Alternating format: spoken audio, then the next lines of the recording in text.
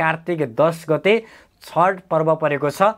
यो छठ पर्वलाई कसरी मनाउने अथवा छठ पर्वमा कसरी पूजा गर्ने, छठ पर्वको पूजा गर्ने विधि के रहेको छ, आम जनमानसको एउटै जिज्ञासा, एउटै प्रश्न रहेको छ होला।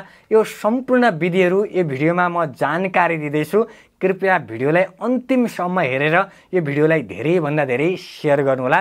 2082 साल कार्तिक 10 गते छठ पर्वको दिन परेको छ भने त्यो दिन प्रत्येक आमाबुवा दाजुभाइ तथा दिदीबहिनीहरू बिहानै उठ्नुहोला, स्नान आदि कर्म गर्नुहोला।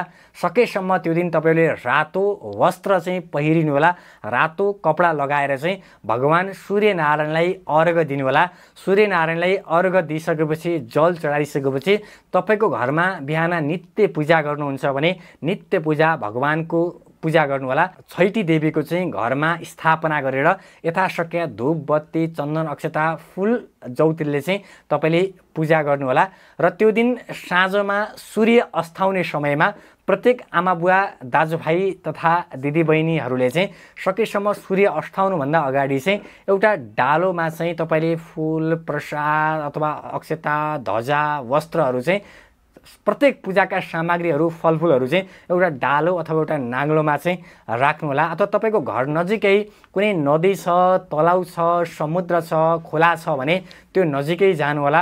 अथवा तपाईँको घर नजिकै त्यो सम्भव भएन भने तपाईँको घरको छतमा बसेर चाहिँ सामूहिक रूपमा पनि तपाईँले चाहिँ यो काम गर्न सक्नुहुनेछ। त्यो विधि यस प्रकार रहेको छ। पहिला सूर्य अस्ताउने समय रहेको छ भने यो सूर्य अस्ताउने बेलामा प्रत्येक आमाबुवा दाजुभाइ तथा दिदीबहिनीहरूले एउटा अर्घ बनाउनुहोला। त्यो दुनामा अथवा थोरै दही राखेर, त्यो जल राखेर, जौतिल राखेर, अक्षता राखेर, रातो फुल राखेर, कुसका टुक्राहरू राखेर चाहिँ भगवान सूर्यनारायणलाई पश्चिमतिर फर्केर चाहिँ अर्घ दिनुहोला। ओम घेरिणी सूर्याय नमः यो महामन्त्र भन्दै पश्चिमतिर फर्केर भगवान सूर्यनारायणलाई चाहिँ तपाईँले अर्घ दिनुहोला। र अर्घ दिएर मात्रै तपाईँ चाहिँ सकेसम्म रातभरि जागराम बस्न चाहनुहुन्छ, घर नजिकै कुनै तलाउ छ, नदी छ अथवा चाहिँ समुद्र छ, खोला छ भने त्यहाँ नजिकै गएर चाहिँ भजन कीर्तन सत्सङ्ग गर्नुहोला। भगवानको नाम संकीर्तन, भगवान सूर्यनारायणको यथाशक्य नाम जप गर्नुहोला। र त्यो दिन सक्नुहुन्छ भने तपाईँ चाहिँ कुनै खोलामा नदीमा गएर चाहिँ घाँटी डुब्ने जति चाहिँ आफ्नो शरीरलाई चाहिँ जलभित्र राखेर चाहिँ भगवानको नाम संकीर्तन भजन कीर्तन रातभरि चाहिँ गर्नुभयो अथवा जागराम बस्नुभयो भने अति शुभ मानिएको छ। भने जब बिहानको समय आउँछ समयमा चाहिँ अथवा चाहिँ सुतिसकेका मान्छेहरू बिहान चाँडो उठ्नुहोला।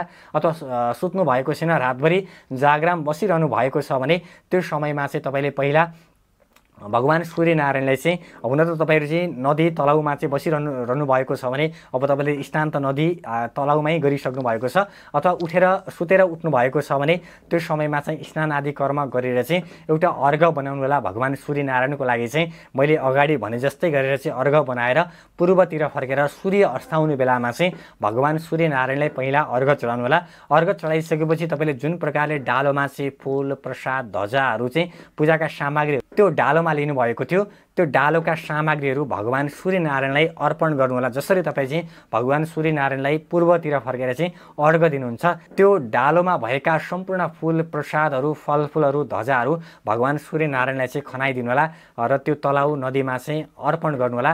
र त्यो अर्पण गरिसके पछाडि चाहिँ फेरि स्नान गरेर चाहिँ बाहिर आउनु भयो भने यो विधिबाट छैटी पर्व मनाउनु भयो भने विशेष तपाईँको घरमा सुख शान्ति समृद्धि आउनेछ भने सन्तानको उन्नति प्रगति हुनेछ, आकस्मिक धनवृद्धि आकस्मिक धन लाभ हुनेछ, घर परिवारमा रोग व्याध दुःख कष्ट छ भने सबै नासिएर जानेछन् भने तपाईँको घरमा सुख शान्ति समृद्धि आउनेछ।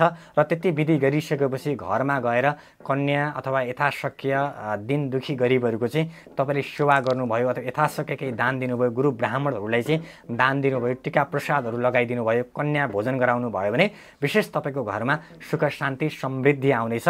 कृपया जनचेतनाको लागि भिडियोलाई धेरै सेयर गर्नुहोला। जय महाकाली, जय महालक्ष्मी, जय मा सरस्वती।